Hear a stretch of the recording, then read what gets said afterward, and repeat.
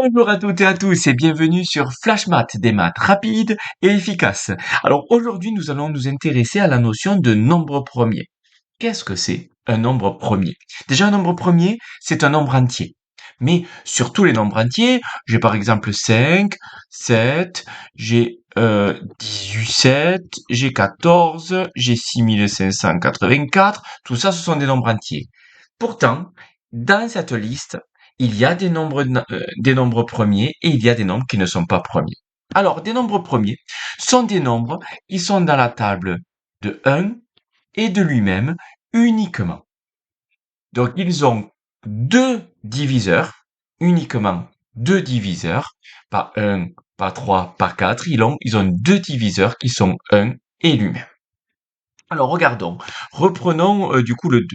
2, est-ce qu'il a que 1 et 2 comme diviseur? Ben, pour le savoir, il faut regarder 2, il est dans quelle table? Ben oui, mais en fait, 2, il n'est dans la table que de 1 et de 2. Donc ça veut dire que c'est un nombre premier. 3, je regarde. Alors 3, est-ce qu'il est dans la table de 1? Ça c'est sûr. Est-ce qu'il est dans la table de 3? Ça c'est sûr. Est-ce qu'il est dans une autre table que 1 ou 3? Non. Donc c'est un nombre premier. Le nombre 4, il est dans la table de 1, ça c'est certain. Il est dans la table de 4, ça c'est sûr. Est-ce qu'il est dans une autre table que 1 et 4? Oui, il est dans la table de 2, 4. Donc, il n'a pas comme seul diviseur commun 1 et lui-même. Donc, ce n'est pas un nombre premier. Voilà. Alors, il y a un cas particulier, c'est le 1. Alors, le nombre 1, ben, il est dans la table de 1, mais il est dans sa table aussi, c'est-à-dire 1. Mais attention, 1 et 1, c'est la même chose. Donc en fait, il n'a pas deux diviseurs. Il n'en a qu'un seul diviseur. Or moi, je dis que pour que ça soit un nombre premier, il faut qu'il ait deux diviseurs, 1 et lui-même. Donc ça veut dire que 1, non, ce n'est pas un nombre premier.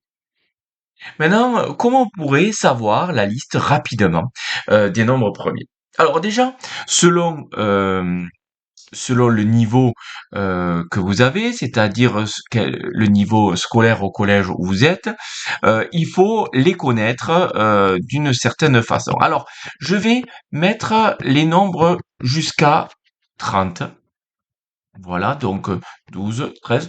Maintenant, cette méthode que je vais vous enseigner, elle marche pour jusqu'à 100, 200, 300, peu importe.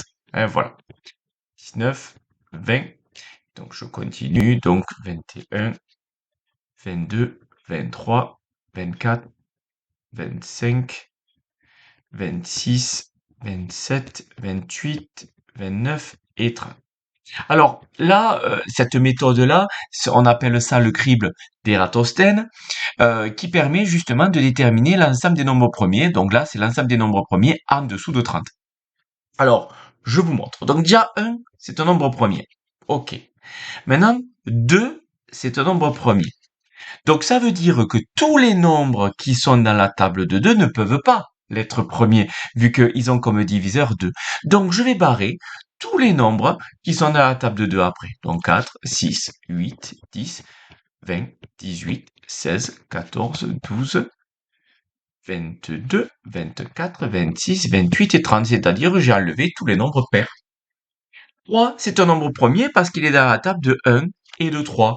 Donc là, je vais enlever dans tout ce qui me reste tous les nombres qui sont dans la table de 3, vu qu'ils ont comme diviseur au moins, enfin, ils ont comme diviseur 1 lui-même et 3, donc ils peuvent pas être premiers. Donc là, ben, tous les nombres multiples de 3 qui sont pairs, ben, je les ai tous barrés vu que ils étaient pairs. Mais par contre, il me reste 9 qui est dans la table de 3.